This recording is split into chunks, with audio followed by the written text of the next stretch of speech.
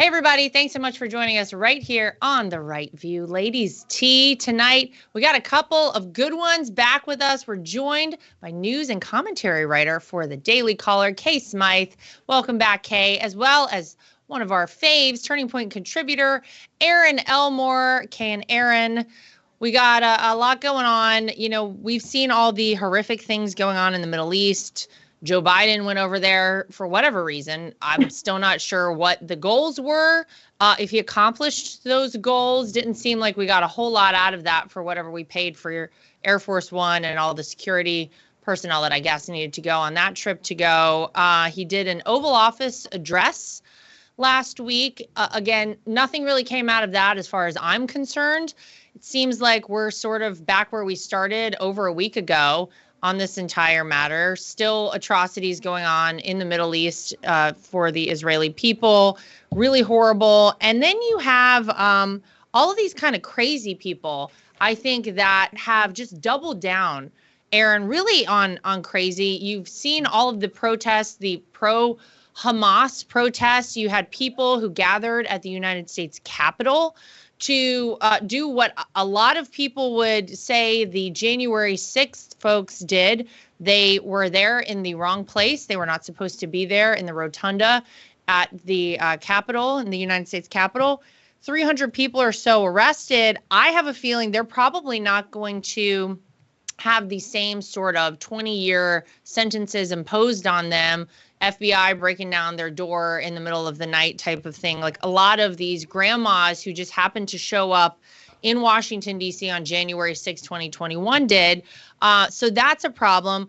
But then you have people like Dr. Mika Toska, who describes herself as Chicago's radically optimistic transsexual climate scientist.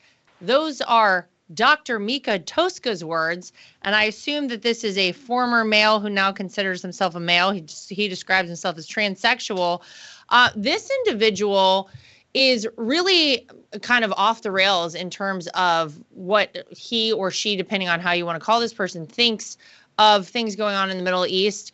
Chicago art professor, him or herself, under fire now, calling Israelis irredeemable excrement, of course, in the wake of what we saw. And what was interesting to me, Erin, about this individual is after he/she was called out about this, then there was a new post put up on Instagram that said, yesterday I wrote some things on my Instagram account that I unequivocally reject and do not stand behind. What are we doing here? So somehow we've made it okay. Somebody has said it's acceptable to be anti-Semitic all of a sudden. You have this individual who posted really horrific things about Jewish people in particular, then was called out about it, and then decided, oh, well, I'll just post something and then we're going to be all good here. I don't think any of it's all good. I think all this stuff is disgusting, and it's kind of raised itself to a level that I think is incredibly dangerous across the board now here in America and around the world. I mean, there's so much to unpack here. First of all, to this person, do you realize that Hamas would throw you off a building? Okay. Correct. All of these people, there was the person, because I don't know what gender they are. Yeah. Whatever. From Sex and the City, Che, I think was the name. Che said something about trans people for Palestine. And it's like, you have to be a special brand of stupid to be putting yourself out there, holding a sign, saying you support people that would literally kill you. Literally kill you. It's absolutely insane. And I think all of the students that are protesting on behalf of Hamas that are not, they're here on sort of visas or whatever, should be deported. We have laws on the books in our country that say if you are supporting terror and you are here on a student visa, goodbye, you were out of the country. But the biggest issue to me, and I tweeted this or X this or whatever you call it the other day, there are a lot, and I'm Jewish, all of the outraged Jewish students and those that support them that say they feel unsafe on campus, I just have to say this. Where were they 2 years ago when conservatives were being lambasted, kicked off college campuses for expressing conservative views? And when you allow one group of people to be bullied, the conservatives, and say that's okay, you've got to realize it is an extremely slippery slope. You come for us first, they're coming for you next. So the outrage now, although it is completely fair and justified, we have to realize this is a product of what you allowed to happen to conservatives a few years ago. And yes, another issue is free speech. I am an absolutist when it comes to free speech, right? I believe the speech that we protect is the speech that offends us the most. But there are exceptions in this country to free speech, and one of those is inciting violence. And if you're out there saying you support Hamas, you are inciting violence. So that is an exception to free speech. Additionally, okay, let's say it's not inciting violence. Let's say you're allowed to have this free speech. Your speech is free, but it also has repercussions. Mm-hmm. We saw all those people at Harvard saying, I want the list of these students that support Hamas, and I'm not giving them jobs. I want to know who they are. Actions have consequences. Yeah, you know what, Kay? I agree with Erin. And Erin, I remember that post that you made. I'm still calling it Twitter. I know that Elon wants us to call it X. Me too. Because then you've got to add extra because it's X, formerly known as Twitter. It's just Twitter. I'm still going with that. I saw what you posted, Erin, and it's so true. You know, I feel like there has been a bit of an awakening for a lot of people. And I feel like we've seen it, Kay, over the past 2.5 years since, God bless us all, Joe Biden took office as the 46th president of the United States. Still hard to believe for a lot of us, but it is true. There have been so many things that have happened.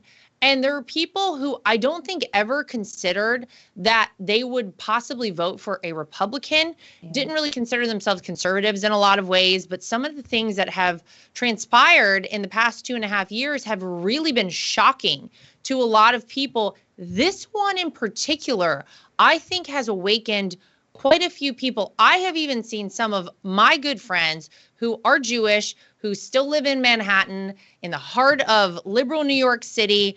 And I never in a million years guessed that they would one day understand what it is that a lot of us who consider ourselves conservatives have gone through. And obviously this is different because no one's, it's a different animal. You have people literally beheading babies and killing Holocaust survivors. I get that.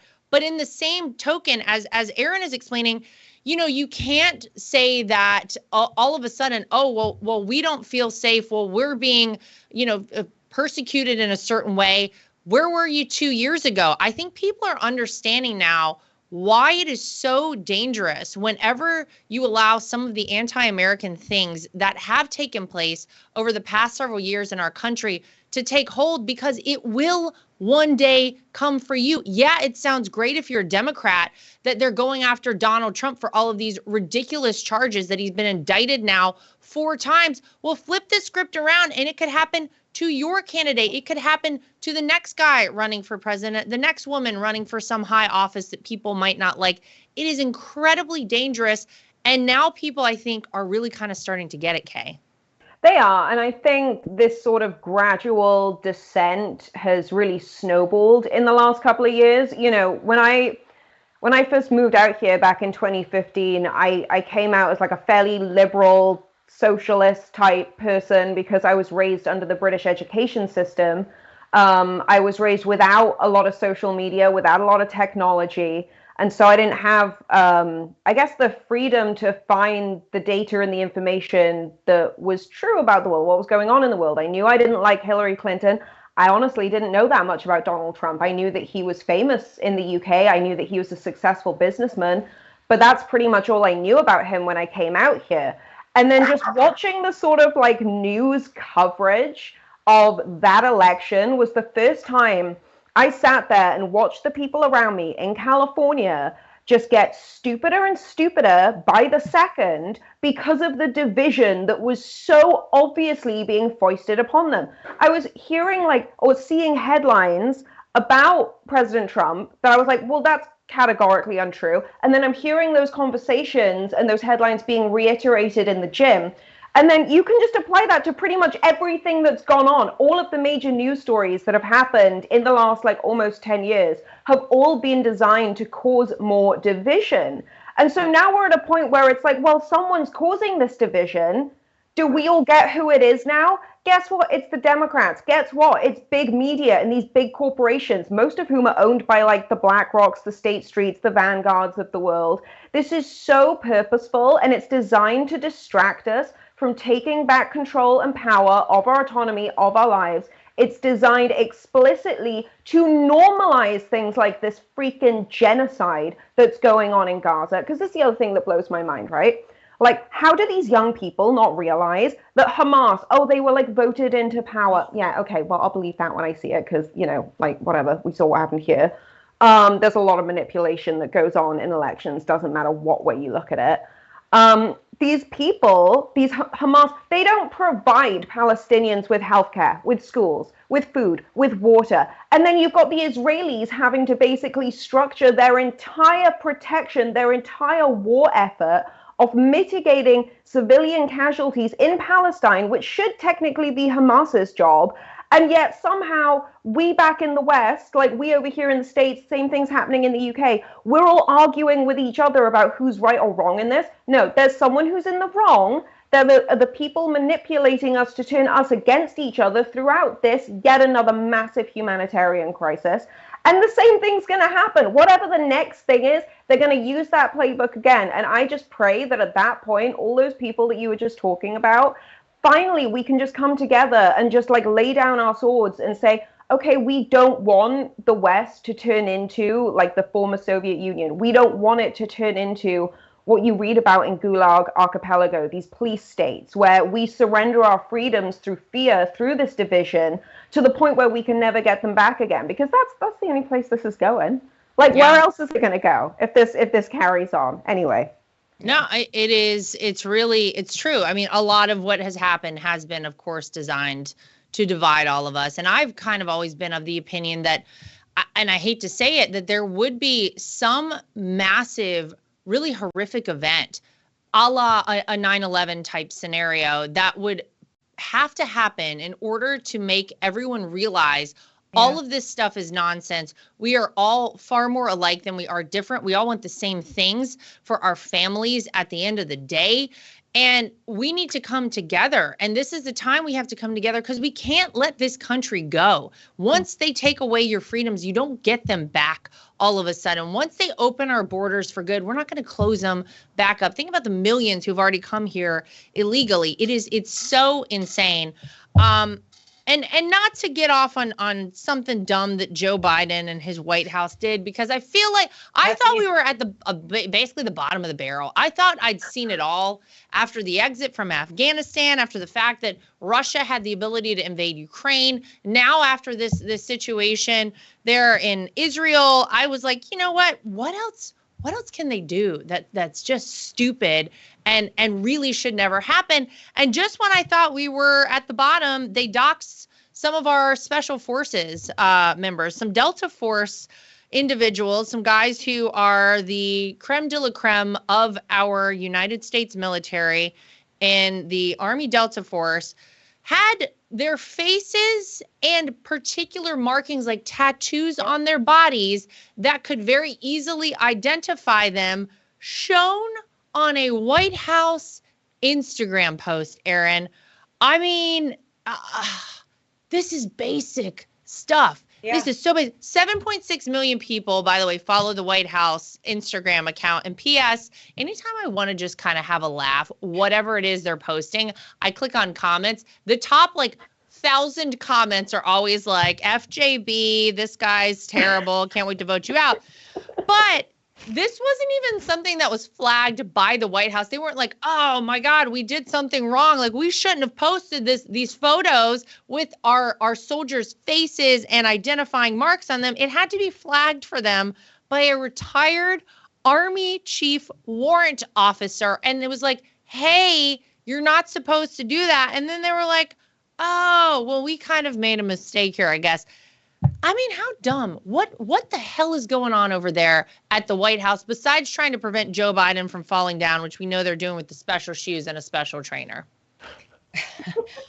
Well, it's sort of like you can't put the toothpaste back in the tube on this. I wonder about these sophisticated, trained, very elite forces. Yeah. I believe that their careers are now over. Yeah, what do they do? Because it's a threat to all of them. It's a threat to them, their families. It's terrifying. I don't think they can go back in to that line of work any longer. I mean, I think they have to basically retire or go to an office job. But the problem with all of that is we invested so much time, money, energy into these special forces, and now those are valuable assets that we don't have to use as a country. I also been thinking a lot about Joe Biden. I think in the morning when he wakes up, he's got like a nurse, someone puts his diaper on, and I'm not even being funny, I'm dead serious, puts him in his suit and gets him dressed for the day and gets him hopped up on his medication. I know it's funny, but I do believe it's true. But neither here nor there. When are the gaffes going to stop with this White House? Yeah. When is it going to stop? It's like every single day, something literally egregious happens. And if you put the shoe on the other foot, and if it were Donald Trump in office, the mainstream media would be lambasting Donald Trump, calling for impeachment, another indictment, whatever it may be. If he cuts a tag off of a mattress, he's probably going to get indicted soon. We know all of that. But what is next? And the double standard is so high, and I just feel so sorry for these special forces. Yeah, it is such a shame, Kay. And I thought of that too. Like, think about going your entire career, and this is the top of the line for our United States military. This is the best of the best. You have, Delta Force, you have the Navy SEALs, and these are our people who trained their entire careers to reach this point, only to then have it all blown up by some idiot running the White House Instagram account. Really?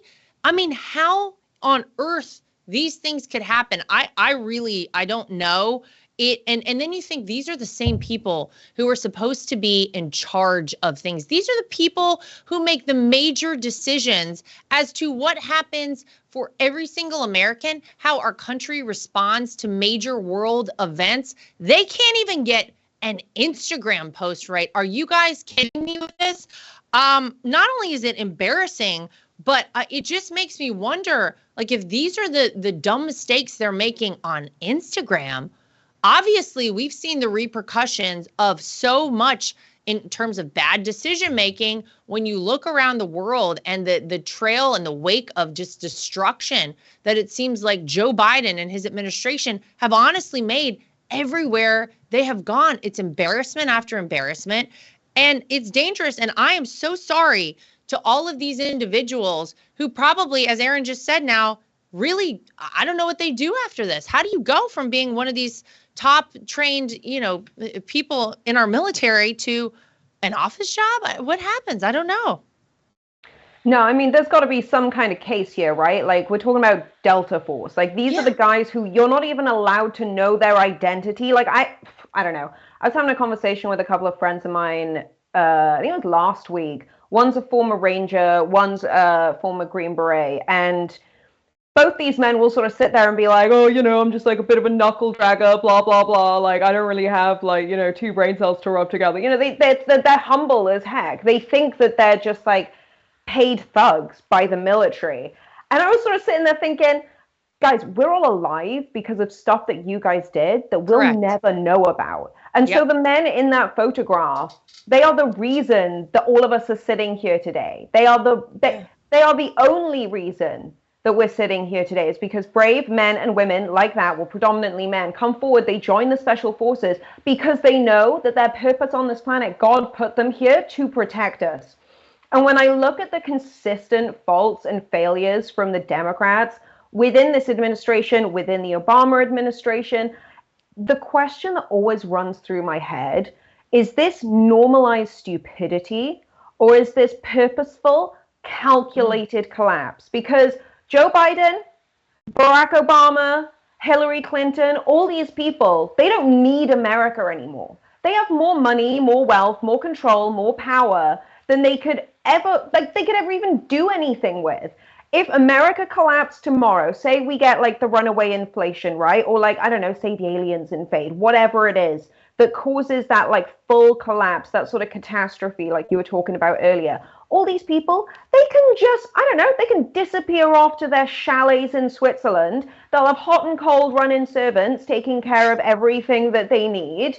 They'll probably, I mean, Jeffrey Epstein's probably already out there waiting for them. I don't even know. Like, that's where my brain goes to at this point. But I'm serious. Like, these people who run our country don't need our country. All they need is the wealth that this country affords them and the lifestyle this country affords them. And they don't put any of us first. Then they never will. So Nope. Is it just stupid? Absolutely, it could be ignorance. It could just be that they are, and I do genuinely believe that KJP, the White House press secretary, is that stupid. I wholeheartedly believe that. I mean, like, she probably reads better than Gavin Newsom, but like only just. Or it just comes to this place of like, if you are calculated in this ignorance, they can kill off like 2/3 of the world's population and live in absolute luxury forever and never have to worry about us again. And who knows? Maybe that's what they're going to do. Like, it's so extreme. Like, that's where I'm at, because it's just so confusing. You got to go there sometimes, though, because sometimes we look around and we're like, what the hell is going on? These are the things that keep me up at night. Well, yeah, like how is any of this possible? And I mean, honestly, I really hope people have taken stock of what transpired over in Israel. And as horrific as it was to see, I do think that some people are like, oh, so you mean when we have an open southern border and just anyone can come in? Could those people come in? Yeah. They're already here. Bill Maloof had a tweet about it. He said the nationals from all of those countries that have come in, and it's some thousands, some of them are thousands. I've had a lot of my liberal Jewish friends reach out to me, and the one question I asked them, and I said, how does it feel to be an abortion-only voter now? Ooh, what do they say? Well, as strongly as I feel about that issue, I now realize that there are bigger issues. You know what I'm saying? And this doesn't need to be a debate about that, because I know it's a hot button topic, but when you're voting only on one issue and you get the left wants you to be emotional about those issues. They want to drill down on one thing, so you're thinking about nothing else, and you're like, this is it. And then now those people, a lot of them are saying to themselves, as much as I dislike X, I really need to worry about Y, Z, A, B, C, D, E, F, G.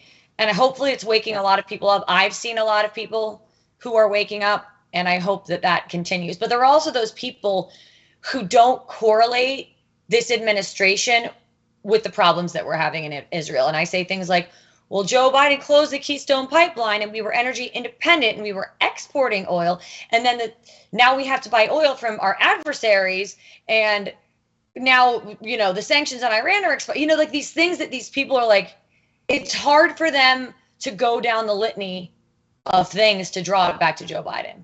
Well, yeah, they want to keep their blinders on. It's easy to say, like, I voted for Joe because it felt good, because everybody said Donald Trump was a bad guy. And by the way, the emotion element is so key when it comes to the way the Democrats operate. They don't operate based in fact and truth. They operate pretty much, I'm going to say 95% in emotion. That's how they run things, because it feels good to say, yeah, we're going to let everybody in our country. Yeah, these people want to be here. They need help. They're seeking asylum. Of course, we know that's all garbage, that 99% of them are not seeking asylum. All of these things feel good. It feels good to say, yeah, we're going to save the environment. Yeah, we're going to do X, Y, and Z. Let's forgive student loans. All of that feels good until you get punched in the face, right? Then people are like, wait a minute. Oh, you mean we can't just let everybody in? You mean terrorists could come in? You mean they could do things to us? Oh, like the 100,000 people dying of fentanyl overdoses every year? Oh, and now I understand. Oh, somebody's got to pay for those student loans. It's whenever the real world smacks you in the face, you stop being a dumb liberal and you start realizing that it was all about playing on your emotions. And I think when you have terrible situations like what happened over in the Middle East occur, people start to realize, oh my gosh, I feel like I just got punched in the face. And I'm starting to realize now why I can't just vote based on the person that the guy on TV says will make me feel like I'm a good person. Mm-hmm. Now I think they're starting to get it. Well, I think they have to ask themselves, sorry, real quick.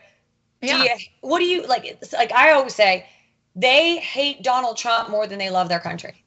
Right. Like, is it worth it at the end of the day to hate someone so much? You're putting all your energy in hating someone when you could put all your energy in loving your country. It's mind blowing to me, the decisions that people have made. It's just no common sense. Like, that's just gone out the window, I feel like. I mean, like, I can't tell you the number of friends that we have. When you look at like the crises happening right now, even if you just look at what's happening here domestically with the economy, I mean, I know that we have friends who are in millions of dollars worth of debt on houses that aren't worth $250,000, but they were forced to pay like 400 for it. But because of the current rates, like the mortgage rates are that high, there's no way these people are going to be able to afford these homes within the next 5 years. And it's like, guess who let that runaway inflation happen? And then I try and sit down and have that conversation of like, well, you understand that you have a right, you have more rights than I do. You can write to your locally elected officials. You can go and vote for the people who will actually institute the policies to protect you. But that won't happen if you keep doing exactly what you said, Erin. If you just keep hating one guy who literally kept us safer and more protected than we've been in like a century, more than the country and themselves and their security and their families. Anyway, sorry, I'll just keep going. All the more reason I am very excited and just eagerly anticipating really the next year and like 3 weeks, because we're that close to the 2024 election. It's kind of wild. It's happening on November 5th, 2024. So we're like maybe less than that, 2 weeks, a year and 2 weeks away from I hope and I think and I really believe, with all that's gone on, the reelection of Donald Trump. It's going to be incredible.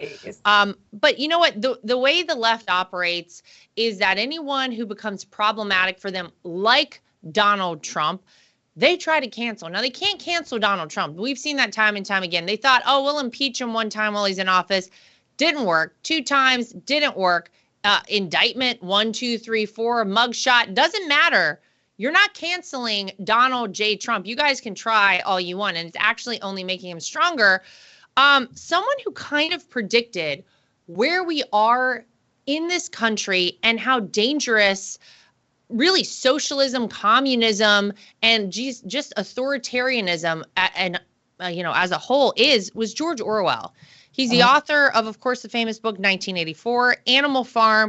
1984, if people haven't read it, is truly a depiction of, I kind of feel like, where we are right now, where you had Big Brother who was kind of watching everything that was happening, and anything that Big Brother deemed as problematic got shut down. You had the thought police who, if you weren't thinking the right things, got shut down. It's very interesting because it opened a lot of people's eyes, that book, to the dangers of kind of where we are in this country right now. Now people are trying, I can't even believe it, Erin, to cancel George Orwell. I mean, this guy really went through it. If you learn about his life, he really went through so much. And there's a reason he had the views he did, because he was almost killed by communists at a certain point in his life. But now they're coming after him. They have hated him for a long time because he has exposed all of their absurdity. There's a new book now that claims he was vile to his wife, that he was homophobic and a sadist. I am not surprised in the least to see now that they are coming for the guy who predicted the very moment I feel like we are in our country. Do you think they would be successful at canceling George Orwell, Erin? Well, probably. But the funny part isn't one of the liberal talking points that Republicans want to ban books? Mm-hmm. Yeah. No, Democrats, the books we want to ban. I don't want my 3rd grader, not my son's really in 5th grade, but I don't want elementary school kids to see books about sex. Sorry. I think those books should be banned from elementary school. But it's so funny. They want to cancel a book that's just, it's not a nonfiction, but basically, it is right now. They don't want people to know what they're doing. And these books are telling a great story. I just started reading Animal Farm again. It's, as you said, indicating exactly what we're going through right now. And they don't want American people to wake up to the reality of what they're putting us through. So of course they want to cancel it. It makes perfect sense. But I think that's why we got to flip it back on them. Well, you told us we're the ones who are canceling books, but they'll always say, oh, well, but it's different. And we know it's not. Yeah. They're not even going after just the book. They want to cancel him totally, just the author, because I think, hey, he has been so impactful. This book was written in 1949, by the way. Yeah. And the foresight that this man had into the potentials, if you give too much power to a bad group of people, is really amazing. And it is so frightening to see how closely our world is paralleling specifically 1984. But they just want to cancel him outright and just be done with him and say, you know what? You can't trust this guy who wrote this book in 1949. I'm gonna still be a champion of George Orwell. I don't care. Look, 1949. Dude, is it shocking to think that someone might have been homophobic back then? I don't think so. Does anyone care about that? Does that have any validity anywhere to any of this? Oh, we got a dog. Who's that? Mute me. I'll be right back. Sandwich. Sandwich is getting crazy. Sandwich needs a sandwich. Excellent. I love this. When I wrote my piece, right, on this attempted cancellations, this woman's written this book about George Orwell. Actually, I think it's more about his wife and what she experienced sort of like within their marriage. And my great grandfather was like pretty well known for what he did around the same sort of time, also an author, completely different field, like wrote it almost exclusively nonfiction. I don't think he wrote any fiction, actually. But when I look back on who my great grandfather was, he died in, I think, 1949, born in 1900. His son wrote a book about him. And my great grandfather, for as wonderful and respected, like I read his books today and they still bring me so much joy. But yeah, he was kind of a tool. Like he wasn't a good guy. And it's just because we have completely different social standards now for what we did back then. Like most men back then were homophobes. They weren't like straight up all sadists. They were just like dudes. They were real men. Their testosterone hadn't been depleted to basically nothing because of all the crap that they're pumping into our water and our foods. Yep. They're not eating like that appeal glorified plastic that gets sprayed on everything that we eat. So they were still real men. And real men get mad about stuff that they think is unjust. Now, is that always like a great thing in today, like, this day and age? No, I think that there's anger and then there's anger. And I work with domestic violence groups, so that's kind of why I have to like put that out there. Like there's anger for the sake of sort of it's justified and you're trying to protect what you think is right.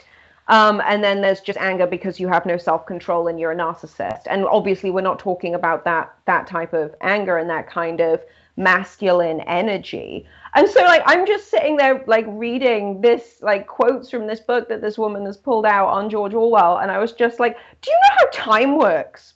Have you ever looked at history and thought, we don't paint our walls green anymore with this one type of paint because it made us basically asphyxiate and die. Do you know why we stopped doing that? Because it wasn't really the best thing for us to do anymore. And now this woman has basically cemented herself in this moment in history on the wrong side of it by trying to cancel a guy who forecast our current moment in history and how bad it is for what this woman is literally doing to him. Yep.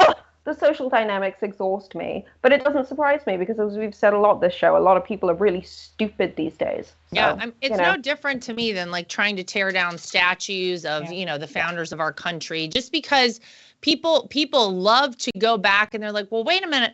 I mean, this guy's been dead for 150 years and can't defend himself. Great. Let's tear down his statue. I'm sure he did something to offend somebody one time. It's so stupid. As far as I'm concerned, you're never going to cancel George Orwell. I think his genius has been cemented. And I think people love him for the honesty, and honestly, it's almost like he was a psychic or something, predicting what was going to happen right now in this time in our world. But who would have thought it would have occurred so quickly? Yet here we are. Maybe the way we explain it, Erin, is that we are actually not living in real life. We are living in a simulation. There's a physicist. His name is Melvin Vopson. He's an associate professor at the University of Portsmouth, and he claims we are all characters in an advanced virtual world. I mean, you know what? If I'm trying to rationalize where we are in this moment in time and why things are happening in the crazy way they are in our country, in our world, I don't know. Maybe this isn't so out there. He claims that the physical behavior of information in our universe resembles the process of a computer deleting or compressing code. And he warns of an impending information catastrophe when we run out of energy to sustain huge amounts of digital information. I 100% believe all of this. See? I 100%. Then you have to talk about this first, because I need to, I'm still processing my simulation. Go ahead. So I'm like, I get really into this stuff. We were actually talking about it before we started recording. I didn't mean to cut you off. Okay, you did. So I'm so into it that we had a chicken in our yard that was called Electron. And if we had another 20 minutes, it would be because we might be in a simulation. And the way that this chicken moved, I was like, oh, she's like particles when they're being observed and not observed, because particles act differently when they know that we're looking at it. Explain that to me, physics. Anyway, I'm super into this. I highly recommend this one YouTube show called The Y-Files. They do an incredible breakdown of what this simulation theory is. It is not a new theory, by the way. There's like most academics, most scientists and physicists think that there's at least a 50% chance that we currently live in a simulation. There's so many different like weird quirks that play into like the almost like lore on this, sort of like the Mandela effect, deja vu, all that kind of stuff. But we were saying, like, if this is a simulation, other than the absolute gobsmacking natural beauty of this planet, which is like the greatest gift that God ever gave us, was how stunningly gorgeous this planet is, everything else feels like purgatory, and I'm like not here for it anymore. Like, we can make things better if this is a simulation, and it probably is. So. Well, Erin, he says, my studies point to a bizarre and interesting possibility that we don't live in an objective reality, and that the entire universe might be just a super advanced virtual reality simulation. You know, it's above my pay grade. I don't care about aliens, and I kind of don't care about this because I don't understand it. But like, when did it start? Because we only had computers when Al Gore invented the internet, right? So, like, when did it start? So I have a major problem with this because I don't understand it.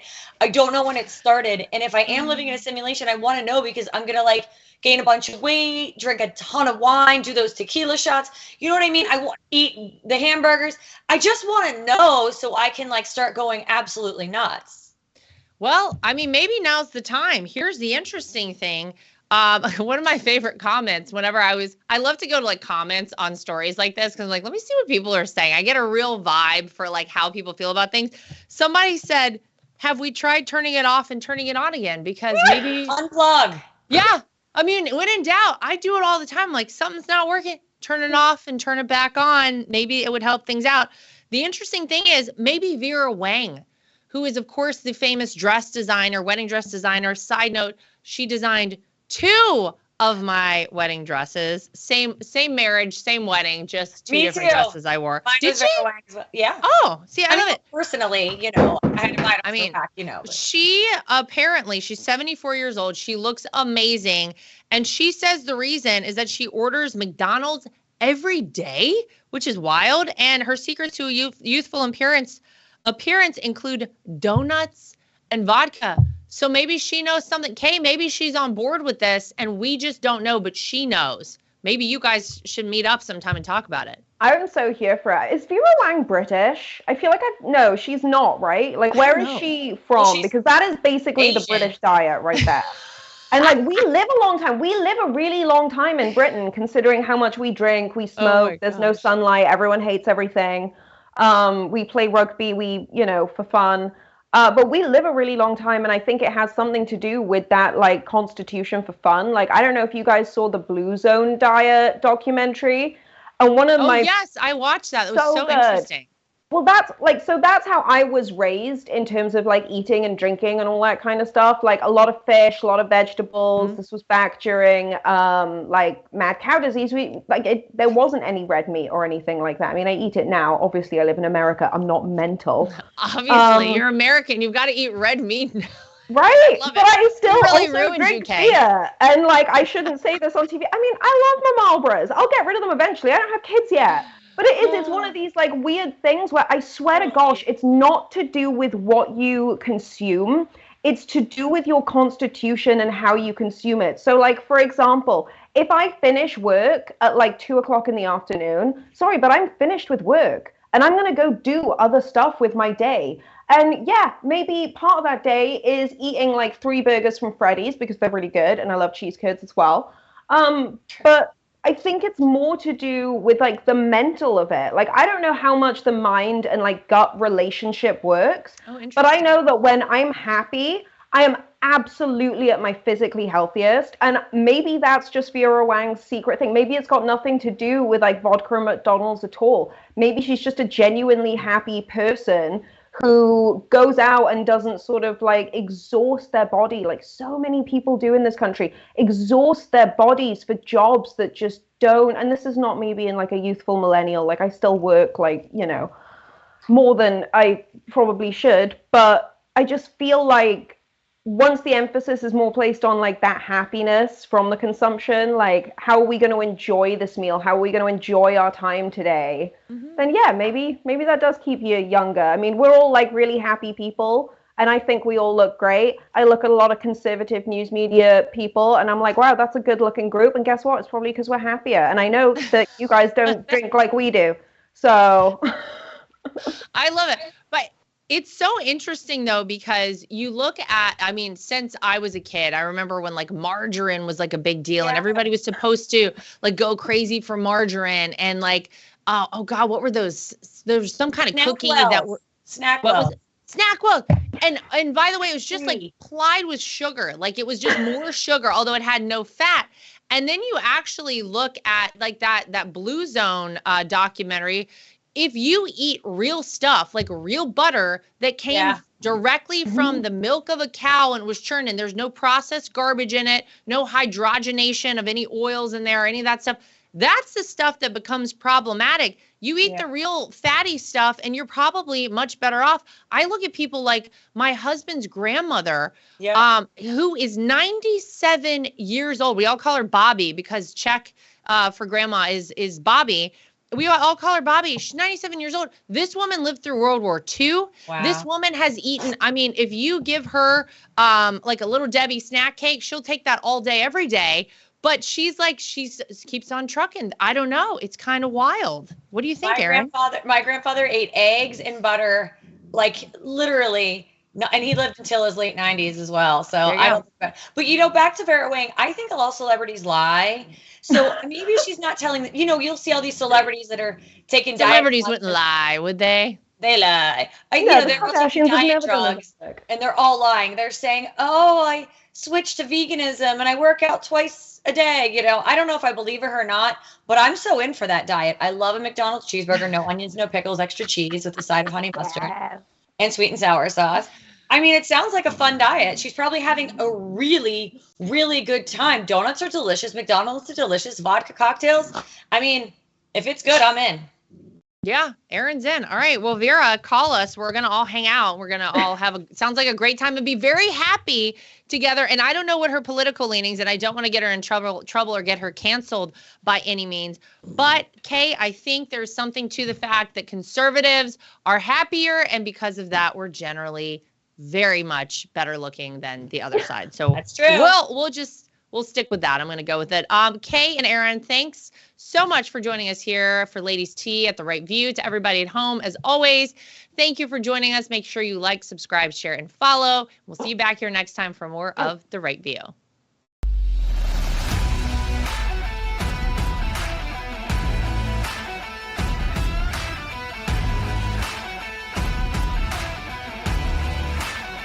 Nothing is worse than being on a phone call that drops. Nothing is worse than trying to text someone and you can't reach them because your phone is out of service range.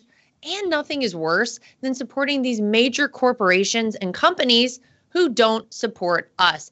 That is why I love Patriot Mobile. They are America's only Christian conservative wireless network. They use every cell tower out there available to all networks so that they have the greatest 4G and 5G coverage nationwide, and they support the causes that are important to us as conservatives. If you go today to patriotmobile.com/Lara Trump and use the promo code Trump, you will get free activation today. Again, that is patriotmobile.com/Lara Trump. The promo code is Trump for free activation so that you can get a great cell plan and feel good about doing it. So I'm like a lot of people. I love to wear an Apple Watch, but I hate how it looks. And I scoured the internet to search for the best looking Apple Watch cases I could find, and I found it. goldandcherry.com. They have absolutely beautiful watches, as you can see here. Everything is waterproof. Everything looks good with different outfits. You can get sporty, you can get fancy, but they are great quality, made out of Delaware in the United States of America. And they have been kind enough to give me a promo code that I can share with you if you want to get your hands on one of these as well. It's Lara T, L-A-R-A-T is the promo code to get yourself a discount at goldandcherry.com. And not only do they make Apple Watch cases, they also make great products for iPads and iPhones, keyboards, your desktop, everything you could possibly need. Goldandcherry.com. Use promo code LARAT so you can get yourself one of these today too. At The Right View, we're very proud of the fact that we are independent. We get to say everything that we think and everything that we feel. We have no woke companies guiding us or telling us what we can and cannot say. We are always going to shoot you straight and give you the facts as we know them. And that's why it's important to support independent outlets like The Right View. My name is Lara Trump, and I think Mike Lindell is a patriot. He is someone who loves this country, is willing to fight for this country. I love MyPillow because not only are MyPillows made in the USA by American workers, but they're great products, and they're so great that not only do I use them in my own bed at night, my children actually requested. My daughter the other day went to the closet and pulled out a MyPillow and said, "This is the pillow that I want to sleep with." And I gotta tell you, she loves it and will have nothing to do with any other pillow. So it's a big hit around our house. My dogs also happen to sleep on MyPillow dog beds. So all around the Trump household, we're big fans. If you go to mypillow.com today and use promo code Trump, again, promo code Trump, you will not only save money, but you will help us continue this show and other shows like it and help us continue the fight for the future of America. Inflation has impacted all of our lives. I don't think anyone can go to the gas pump or the grocery store without noticing that it is a major factor. And unfortunately, it's not going anywhere. It doesn't seem like it's going down in the way that we would like it to. And one way to protect your money is by investing in precious metals, gold and silver. That's always been a great way to make sure that you keep your money and you keep it safe. When you go to bh-pm.com, use promo code Trump. That way, if you decide you want to invest in gold and silver, you'll save yourself a little bit of money. We live in a time that's very interesting. A lot of us out there feel like a lot of our rights are slipping away. And if you're like I am and you want to have the right to choose whether or not to have a vaccine, how to live your life freely, and you're looking for a great doctor, I've heard amazing things about Dr. Sherwood. He's somebody who you should really check out and check into, and it'll help support this program and keep us going. So go to sherwood.tv and use promo code Trump. Again, sherwood.tv and use promo code Trump. You can save yourself some money and help us keep our program going.